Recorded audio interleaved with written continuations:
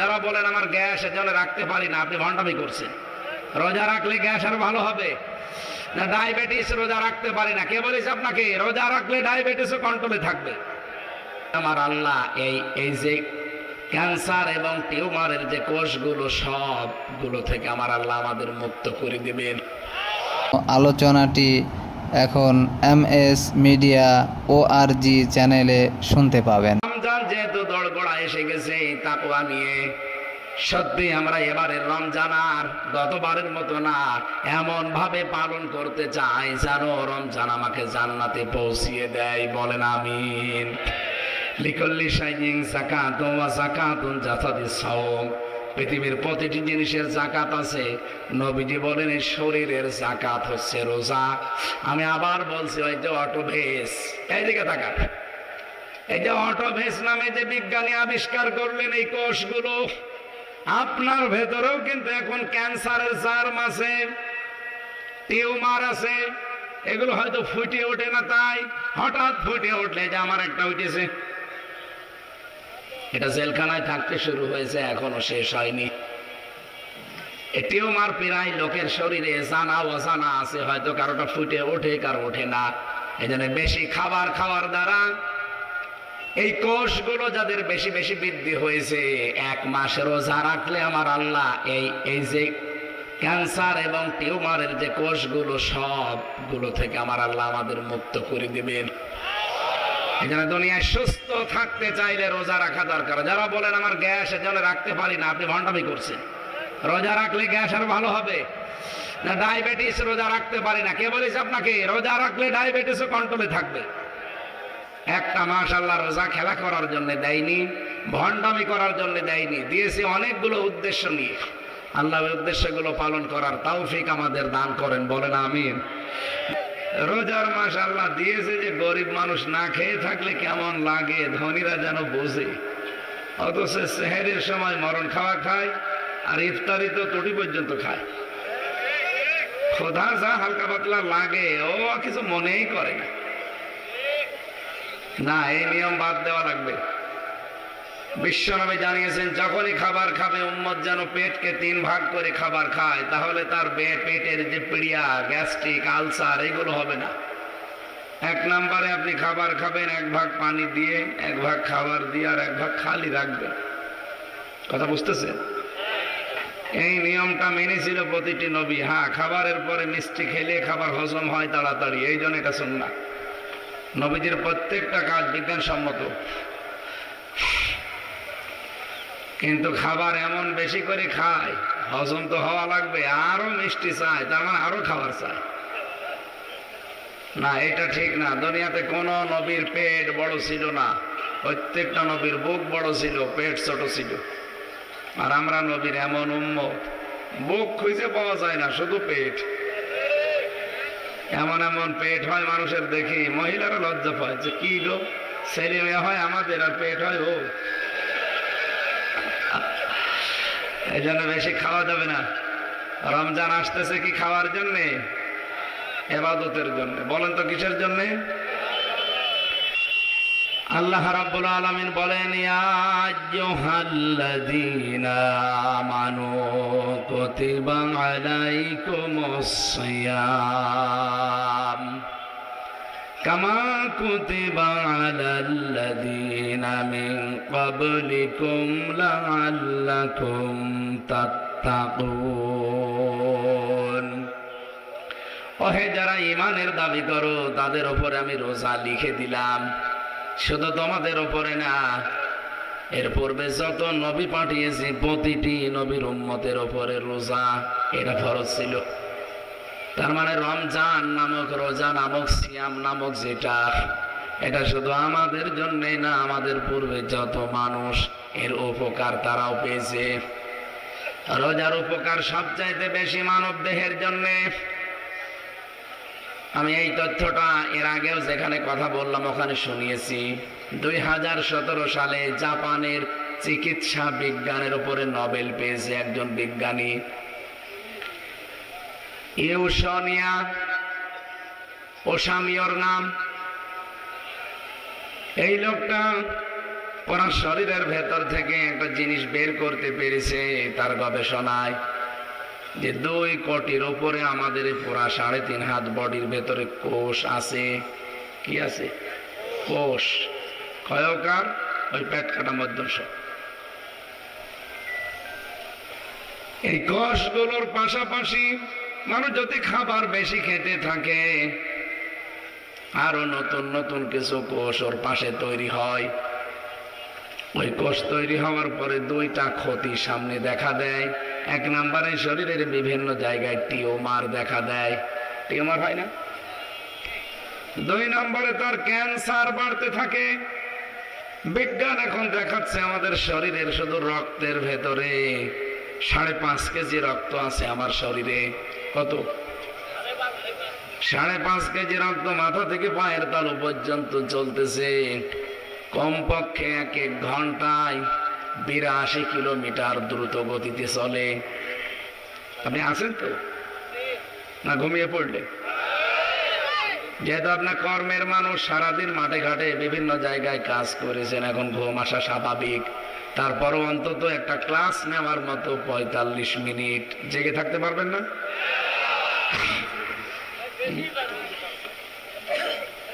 ওইটা দিলে আবার এতে সোয়াব হবে। এটা দিয়ে দেন, একটা দিলে হবে, ওটা লাগবে। ঠিক আছে, এনে দিকে সরিয়ে নিন, ওটা লাগবে না, একটু উঁচু করে দেন। ঠিক আছে। কোন জায়গায় মাইক? ভাঙ্গরা। পাওয়ার আছে কত?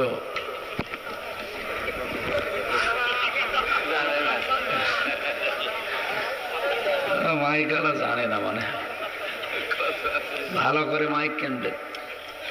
মাইকটা ভালো আছে, খারাপ না। এই আওয়াজ হলে হবে, আর একটু থাকলে দেন বাড়িয়ে, আমার গলায় যেন চাপ না পড়ে। এই যে খাবারের কারণে যে কোষগুলো তৈরি হচ্ছে, এই বিজ্ঞানী জানাচ্ছে যে কেউ যদি বছরে 12 মাসে 30 দিন, 12 মাসে 6,365 দিনের ভেতরে মাত্র 30 দিন দিনের বেলা যদি না খেয়ে থাকতে পারে, তাহলে তার যে অতিরিক্ত কোষগুলো তৈরি হয়েছে, যার দ্বারা ক্যান্সার হয়, টিউমার হয়, যে আসল যে কোষ আল্লাহ শরীরে দিয়েছে 2 কোটির উপরে, ওইগুলো ওই কোষ আস্তে আস্তে খেয়ে ফেলে। 30 দিন একাধারে না খেয়ে থাকতে পারলে একটা কোষ আর অতিরিক্ত থাকে না। সব আল্লাহ যেটা দিয়েছে ওইটা বাদে আর একটাও শরীরে থাকবে না। তার মানে ক্যান্সারের ঝুঁকিও কমে যাবে, টিউমারের ঝুঁকিও কমে যাবে। তাহলে রোজার যত উপকার আল্লাহ দিয়েছেন পৃথিবীতে, তার 1 নাম্বার উপকার এইটা। রব্বুল আলামিন রোজার উপকারের জন্য আরো শুনিয়েছেন, ইয়াউমা নাহশুরুল মুজরিমিনা মুত্তাকিনা ইলার রহমানি ওয়াফদা। সূরা মারিয়ামের ভেতরে আল্লাহ বলেন, কিয়ামতে যেদিন মানুষকে আমি হাজির করব, ওই দিন শুধুমাত্র যারা রোজা রাখার দ্বারা মুত্তাকি হয়েছে, তাকওয়া অবলম্বন করেছে, আল্লাহ ভীতি অর্জন করতে পেরেছে, এই মানুষগুলোকে আমি আল্লাহ নিজে আমার বাড়িতে মেহমানদারি করাবো। আল্লাহর বাড়ি কোনটা বলেন তো? আরশ। বলেন বলেন। এই আরশে আল্লাহ 7 প্রকার মানুষকে আশ্রয় দান করবেন, কিন্তু 1 প্রকার মানুষ আছে, তাদেরকে আল্লাহ মেহমান হিসাবে মাছের কলিজা দিয়ে খাওয়াবেন। একটা জান্নাতে প্রবেশ করতে, ওই জায়গায় প্রবেশ করতে হলে আল্লাহর একটা দরজা আছে, তার নাম রায়্যান। এটা শুধু যারা রোজা রেখেছে দুনিয়ায়, তারা ওই দরজা দিয়ে প্রবেশ করতে পারবে। রোজাদারের মর্যাদার সম্মান আল্লাহ পাক বলেন এত বেশি দিয়েছি। নবীজি বলেন, রোজাদারের সম্মানে এই যে মুখে যে না খাওয়ার কারণে গন্ধ তৈরি হয়, এই গন্ধটাও আমার আল্লাহর কাছে মিশক আম্বরের মতো লাগে। রোজাদারকে যদি কেউ সম্মান সম্মান দেয়, আমার আল্লাহ পাক বলেন আমি তাকে মাফ করে দেই যদি তার ঈমানটা থাকে। একবার এক হিন্দু দোকানদার, এদিকে তাকান, হিন্দু এই দোকানদার মুসলমানদের বাজারে দোকানদারি করছে, আশপাশে সব মুসলিম দোকান, উনি ভেতরে শুধু একটা দোকান হিন্দুদের। ছোট্ট ছেলে আছে 13 বছরের বয়স, সে খাবার নিয়ে এসেছে দুপুর বেলা। হিন্দু ডাক দিয়ে বলছে, বেটা রোজার মাস, রমজান চলছে, মুসলমানেরা যেহেতু রোজা আছে, রোজাদারের সামনে খাওয়া যাবে না, খেতে যদি তোমার মনে চায় তাহলে ভেতরে অন্দর মহলে নিয়ে যাও। উনি ভেতরে শুধু একটা দোকান হিন্দুদের। ছোট্ট ছেলে আছে 13 বছরের বয়স, সে খাবার নিয়ে এসেছে দুপুর বেলা। হিন্দু ডাক দিয়ে বলছে, বেটা রোজার মাস, রমজান চলছে, মুসলমানেরা যেহেতু রোজা আছে, রোজাদারের সামনে খাওয়া যাবে না, খেতে যদি তোমার মনে চায় তাহলে ভেতরে অন্দর মহলে নিয়ে যাও, একটা পর্দা টাঙিয়ে দাও, গোপনে 2 বাপ বেটা খেয়ে নেব। ছোট মানুষ তো গুরুত্ব দেয়নি, বসেও নিজের রোজা কি, সবার সামনেই প্লেট নিয়ে খাওয়া আরম্ভ করেছে। হিন্দু বেটা ডাক দিয়ে বলছে, আমি নিষেধ করলাম তোমারে যে রোজাদার সবাই রোজা আছে, মুসলমানেরা তুমি এর সামনে খাবে না, তারপরও খাওয়া আরম্ভ করলে। কত রোজাদার দোকানদার এখন আমাদের দিকে তাকায়। এক চড় দিয়েছে সন্তানকে, বাবার চড় খেয়ে সন্তান কান্না আরম্ভ করেছে। ওই রাতে ওই এলাকার মসজিদের যিনি খতিব, তাকে আল্লাহ স্বপ্ন দেখিয়েছেন, আমার রোজাদার বান্দাদেরকে এই মুশরিক লোকটা যে সম্মান দিয়েছে, আর যদি সত্যি আজকে ঈমান থাকতো আমি আল্লাহ ওরে মাফ করে দিতাম। রোজাদারের কত সম্মান আপনি বলেন, একজন হিন্দুকে আল্লাহ মাফ করে দিত যদি তার ঈমান থাকতো, শুধুমাত্র রোজাদারদের সম্মান করার কারণে। কত মানুষ এখানে আমরা আছি রোজা রাখেও না, রোজার মাঝে রোজাদারের সামনে উড়ি খায়, এরকম নেই? এমনকি দোকানে পর্দা টেনে দিয়ে ভেতরে খাবার খায়। আরে ভাই, রোজা দিয়েছে আল্লাহ কয়েকটা উদ্দেশ্য নিয়ে। রোজার মাসে যদি দিনের বেলা কেউ সুস্থ থাকার পরে খাবার খায়, সে যেন বিশ্বাস করে যে আমি পায়খানা খাচ্ছি।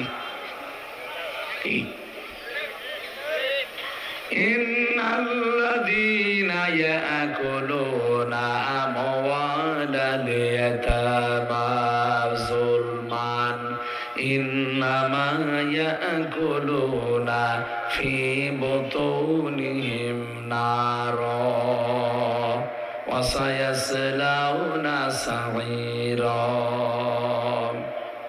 সূরা নিসা 4 নম্বর পারার 17 নম্বর পৃষ্ঠা 14 নম্বর লাইনের 10 নম্বর আয়াতে আছে। তাফসীরে ফি জিলাল কোরআন পাবেন।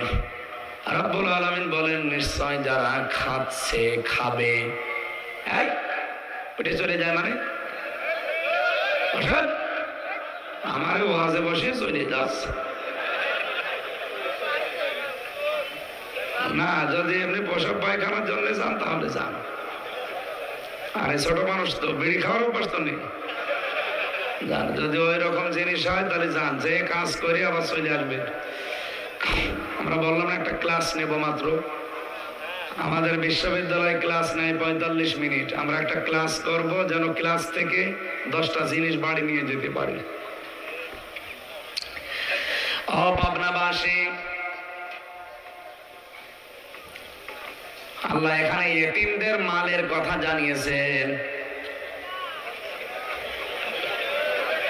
বললাম যে কিছু লাগবে না, এরপরেও নিয়ে এসেছেন, কিছু লাগবে না, ওখানে বসে থাক থাক থাক, কিছু লাগবে না। চা না শরবত দিয়েছে, আর এত কলি করা যায়, থাক কিছুই লাগবে না।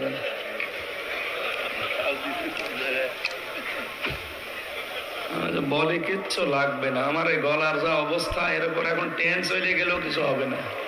আরো দেখছে যে একেবারে এসে ঠান্ডা, ওই জিনিস দিয়ে হবে? লাগবে না, দোয়া করেন কণ্ঠটা যেন আল্লাহ ছেড়ে দেয়। আর এখানে নড়াচড়া করে করে কারা?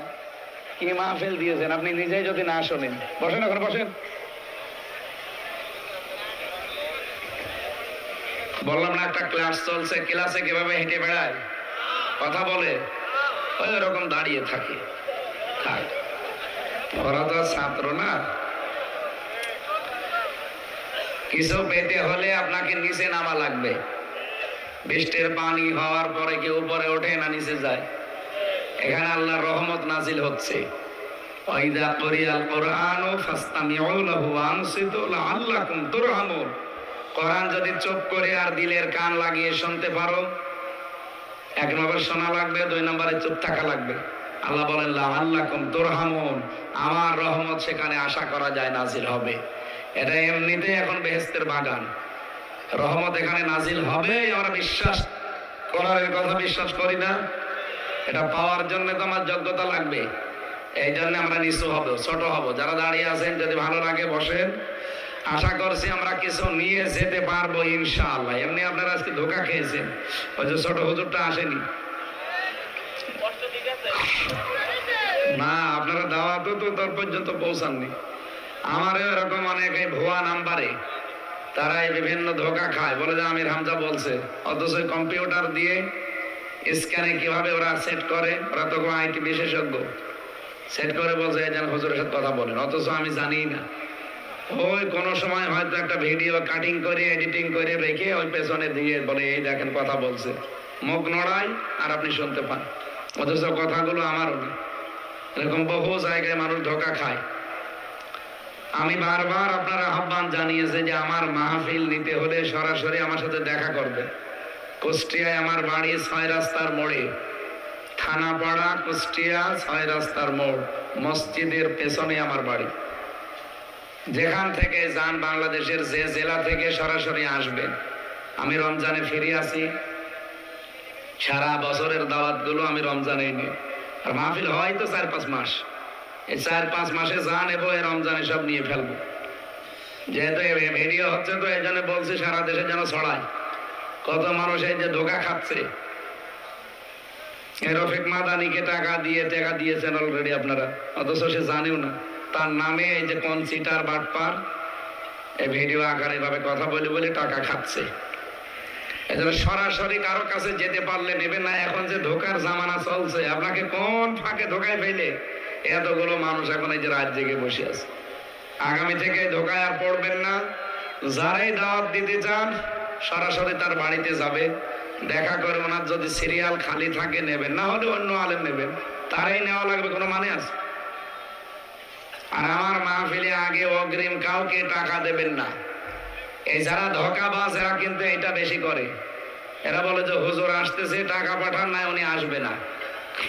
এই জন্য আমি আগে জানিয়ে দিলাম, 4 আনা পয়সা যদি আমার নামে কেউ চায়, পরে যদি ধরতে পারেন বেঁধে রাখবেন গাছের সাথে, বেঁধে রেখে আচ্ছা করে পিটাবেন, পিটিয়ে বরং আমার খবর দেবেন।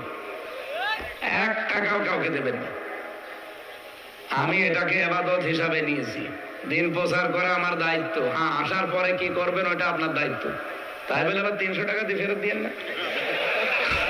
না, সেদিন দিয়েছে জেনাইদা 300 টাকা দিয়েছে।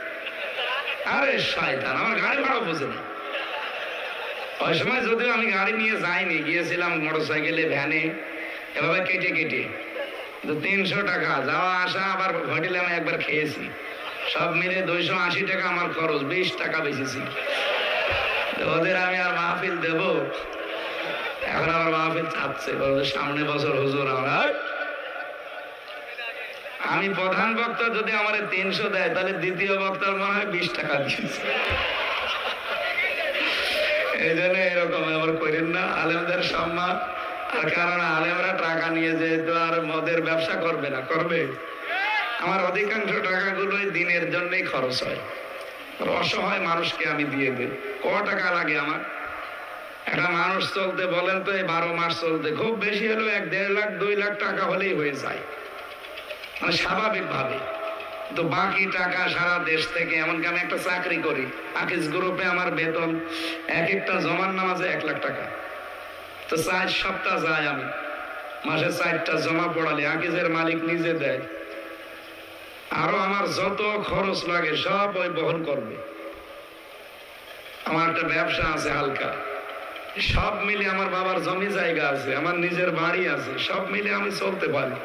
আপনারা যা দেন, যদি 2 লক্ষ টাকাও দেন, এর ভেতরে 1,80,000 টাকায় আমার ব্যয় হয়ে যাবে, হয়তো বাকিটা আমার কাছে কিছু থাকবে। এই জন্য ওনারে ধোকায় ফেলেছে, ওনার নাম্বারটা নিয়ে যারা ধোকায় পড়েছেন, আর কারোর জন্য যেন ধোকা দিয়ে মানুষকে কষ্ট দেবেন না। বিশেষ করে যারা পরিচিত বক্তা, এদের মানুষ ধোকা দিচ্ছে। আর এই যে যারা টাকা এভাবে এই যে ভিডিও আকারে কল দিয়ে খান, আপনি মানুষ, কত মানুষের বদদোয়া আপনার উপরে জানেন? এই যে আপনার হাজার হাজার মানুষ শুনলাম আরো বেশি ছিল, ওরা ভরা ছিল না? ওরা ভরে গিয়েছিল মানুষগুলো, সব দেখলাম রাস্তায় চলে যাচ্ছে। এই ধোকা খেয়ে যারা এই যে গালি দিতে দিতে যাচ্ছে, এই টাকাটা তো রফিক মাদানি নেয়নি, নিয়েছে যে শয়তান। পরে যদি একটা মজলুমের বদদোয়া কবুল হয়, ওর রক্তের ভেতরে 5 প্রকার ক্যান্সারে 1 প্রকার হলে ও 14 বংশ তখন বিক্রি করা লাগবে, একটা ঔষধের পয়সা হবে। যেটা মানুষকে ধোকা দিয়ে বড় হওয়া যায় না। হ্যাঁ, চর্ম চোখে মনে হবে যে 50,000 টাকা এক রাস্তা দিয়ে চলে এসেছে, দেখবেন আপনি অন্য রাস্তায় আরো 1.5 লাখ টাকা চলে গেছে। যা যারা হারাম ইনকাম, অবৈধ ইনকাম, ফাঁকি দেওয়া ইনকাম যাদের আছে, আপনারা বন্ধ করবেন। আর রমজান এটাও শিক্ষা দিতে আসতেছে, রমজানের যত শিক্ষা আছে তার ভেতরে এটাও একটা। আল্লাহ রাব্বুল আলামিন যেহেতু রমজানের রোজাদারদেরকে মেহমানদারি করাবেন, অনাসুকুল